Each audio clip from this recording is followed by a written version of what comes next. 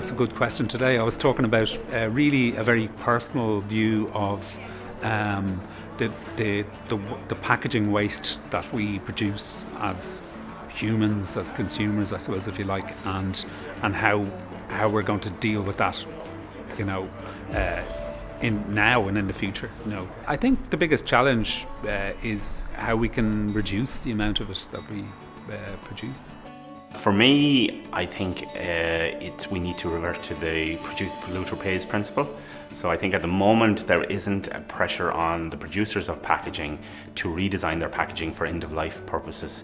There's a lot of consideration of marketing and shelf life, and very little consideration of what happens to the package at the end of its life. There's a lot of interest in the subject, but there's obviously a lot of confusion. With people trying to understand this if they are interested. So the difficulty is trying to educate people to allow them to get the material into the situation that it can be recycled properly.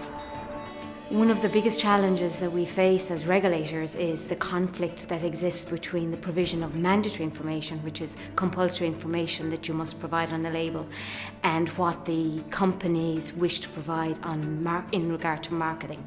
I think there's a huge amount of information about the product that you're buying that sometimes is on the packaging. People don't realise how much information there is there. They don't realise how easy it is to find out what that information means. And that's what I want to let people know, is that there's a lot of information there and that it's actually not that difficult. You can find out what it means. I think I was pleasantly surprised at the diversity of people who spoke and what they spoke about. It's funny, on paper it looked like we were all talking about completely different things, but really when you drill under all of this, we're all talking and trying to achieve the same thing. And I think moving forward, or after today's event, it would be really interesting to continue that dialogue together, because really the goal we all have is the same, and that's to create a more sustainable environment. The circular economy is very important, and I suppose people that are designing packaging should be held to account and shouldn't see the consumer as the end of game for them.